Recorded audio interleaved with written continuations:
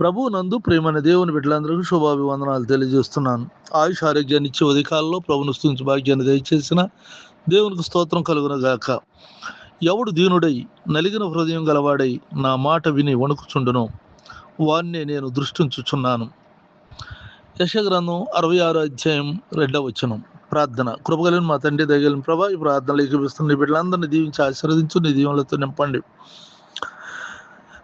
ఎవరు దీనులై నలిగిన హృదయం కలిగి నీకు లోబడి భయముతో వణుకుతో నిన్ను స్తుతిస్తూ ఆరాధిస్తూ ఆత్మతో సత్యముతో నిన్ను ఆరాధిస్తూ ఉన్నారు, అట్టి బిడ్డలందరినీ దీవెనలతో నింపండి.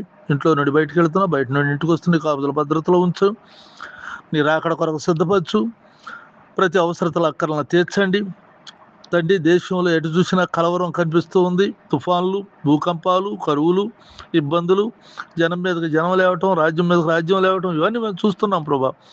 ఇలాంటి కల్లోల పరిస్థితుల్లో కూడా నీ ప్రజలను ఆదరిస్తూ కాపాడండి, నీ కృపలో వద్దెల చేయండి.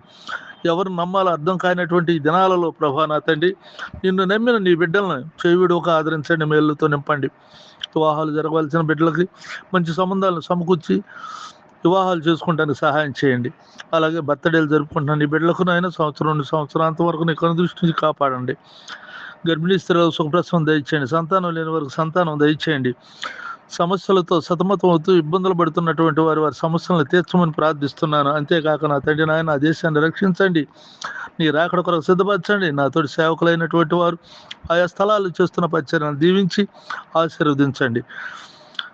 ఈ దినమంతా నీ భద్రతని కాపుదలతో ఉంచమని యేసుక్రీస్తు పరిశుద్ధ నామములో ప్రార్థించి వేడుకొంచున్నాం తండ్రి. ఆమెన్. తండ్రి దేవుని దయ ప్రభువైన యేసుక్రీస్తు వారి కృప పరిశుద్ధాత్మ సన్నిధి నిత్యం తోడేయును గాక.